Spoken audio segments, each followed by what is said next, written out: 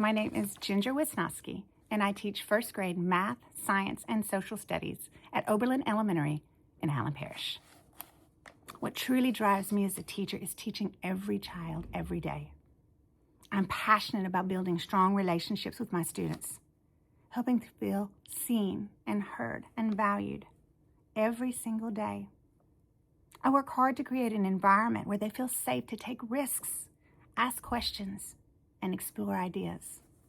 I love connecting learning to real-life experiences so that my students can see how math and science apply to the world around them. I want them to understand not only the what, but the how and the why behind what they're learning. Today's math lesson comes from the Eureka Squared math curriculum, and our focus was on counting on and counting back to find an unknown part. My students used number bonds, number paths, and their fingers to explore how counting forward and counting backward helps them to solve addition and subtraction problems. It was so exciting to see those little aha moments when they realized that there's more than one way to find a missing number.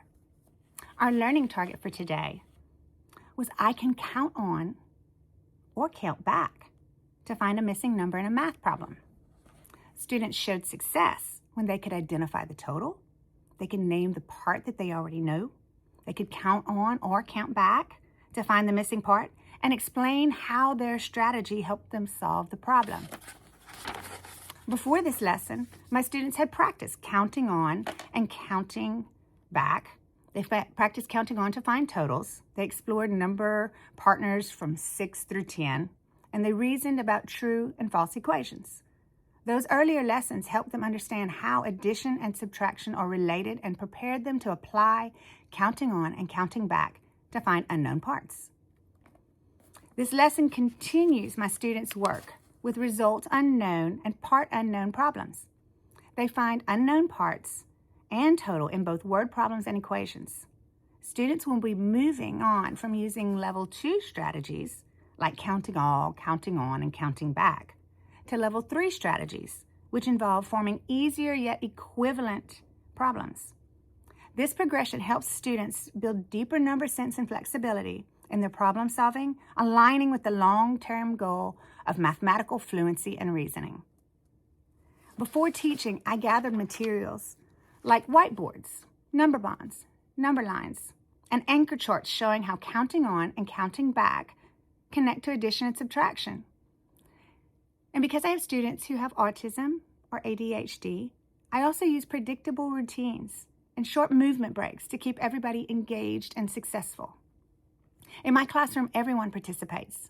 I design lessons with multiple entry points, using manipulatives, visuals, talking with your partner, because I truly believe that the one doing the talking is the one doing the learning. Good morning, class. Good morning, Miss Ginger. Thank you. You're welcome, Miss Ginger. All right, we're ready to start math. We're going to keep on doing like we were doing yesterday. We're going to be counting on and counting back. We're going to find our solution to our word problem, or we're going to find the missing number. So our learning target is I can count on or I can count back to find a missing number in a math problem. You're going to know that you've got it if you can tell me what the whole is or the total, if you can tell me what the part is that you know, if you can count on or count back to find that missing part, and you can explain to me and show me how you did it. If you understand that, give me 2 claps. Perfect. Okay, first things I want you to do. Now make sure that your marker and your eraser and your pen, everything is down. Okay, diamond roll. Keep your eyes on the target. What's the target? Miss Ginger and the board. And the board. Perfect, perfect, perfect. Okay, so what we're going to do right now, we're going to look at my picture. I have a picture up here. And this picture, well, I'm not going to say anything about this picture. I want you to look at this picture, and I want you to think about what do you notice and what do you wonder about. What do you notice and what do you wonder? When you have something, I want you to give me a thumbs up. When you have something, I want you to give me a thumbs up. Okay. All right. Very good. You may put your thumbs down. I'm going to call on 3 people. So I'm going to go ahead and grab my handy dandy fish bowl. And we're going to call on 3 people to answer this. So, number 2, Eli, what do you notice or what do you wonder about that picture? 3 horses. Yes, it has 3 horses. Kiss your brain. Wow. All right. Now, number 3. What do you notice or wonder about this I picture? noticed some horses have hay and some horses don't.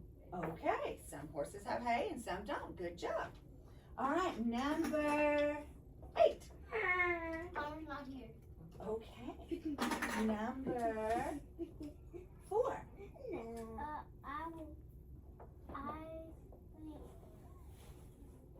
have a blue barn. Very good. Very good. That was the things I wanted you to notice. I wanted you to notice that there were 3 horses. I wanted you to notice that there was let me tell you a little story. I want you to visualize this story in your head. That means you're going to see what is happening. You're going to see it in your head. There are 8 horses on this farm. There are 8 total horses on this farm. So there must be some that are in the barn. We can see 3 horses. I wonder how many horses are in the barn. 8. So I want you to think about how many horses you think are in the barn. Listen to my story one more time. There are 8 horses total on this farm. So some of them must be in the barn. We can see 3 horses. How many horses are in the barn? When you think you know, give me a thumbs up. Whoa, okay. So right now, I want you to turn and talk to someone beside you and tell them what you think about this. How you figured out how many horses were in the barn. Why don't you talk to me, Kai? Tell me how many horses you think are in the barn. Oh wait, here's Lauren. You can talk to Lauren. Lauren, talk with Kai. Turn and talk about how many horses you think are in the barn and how you figured that out. Perfect. There was 3 horses out the barn and 5 were in the barn.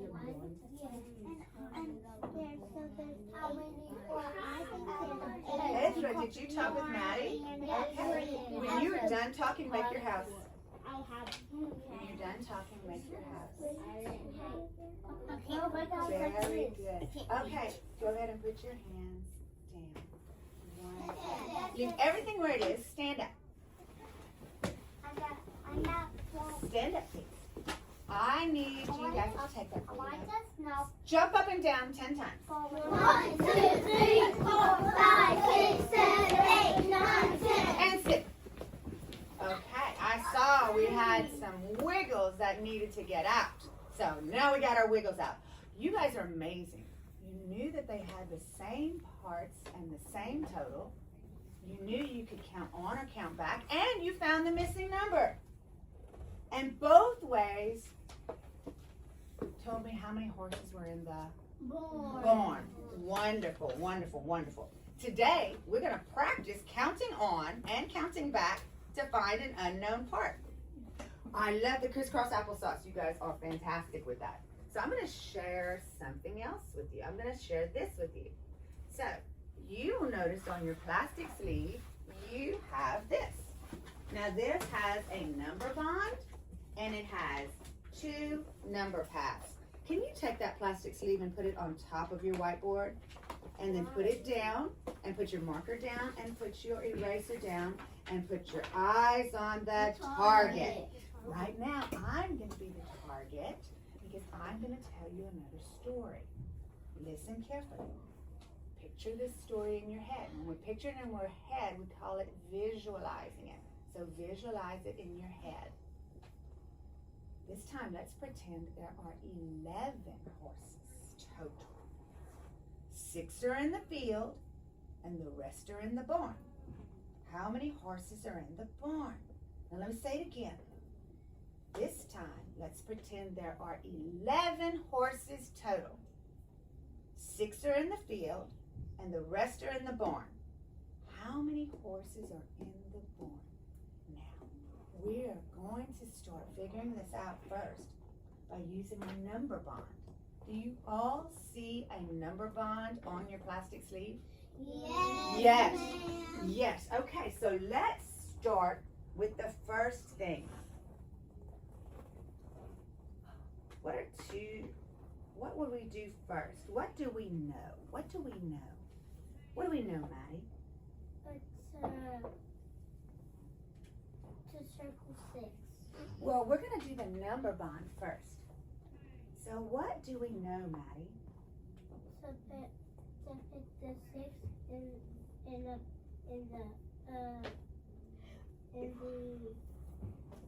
part. 6 is a part. Yes, 6 is a part. So I want you to go to the white box. We're going to save that gray box for our unknown or missing number. But she told me that 6 is a part. So I want everybody to take their marker and we're going to put in 6. We're going to put in 6. Okay. Because 6 were in the field. What else do we know? What do we know, Kinley?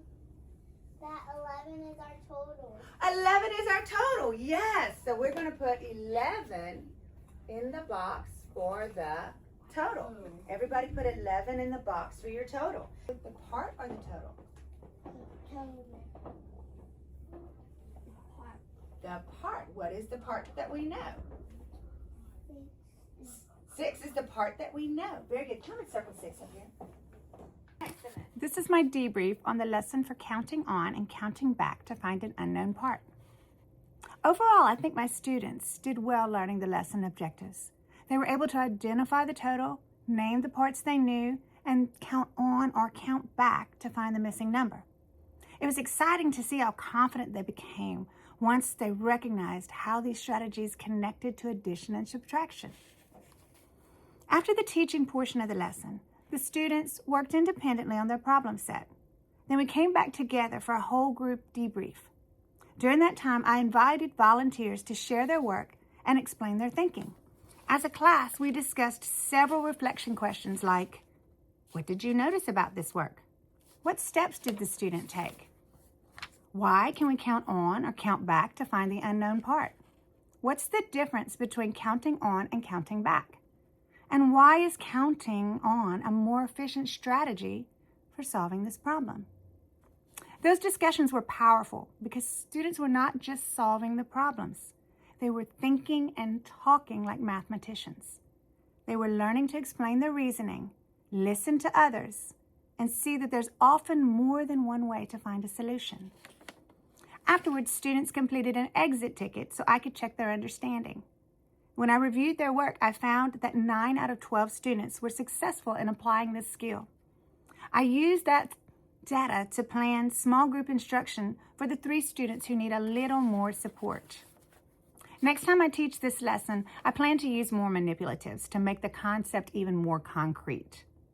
I think those students who struggled would have benefited from having a stronger visual and tactile connection, actually seeing and touching the qualities as they count on and count back. Overall, I was very, very pleased with how this lesson went. My students made strong progress toward understanding how addition and subtraction connected. They gained confidence in using strategies that make sense to them. And watching them take ownership of their learning and explain their thinking reminds me why I love teaching every single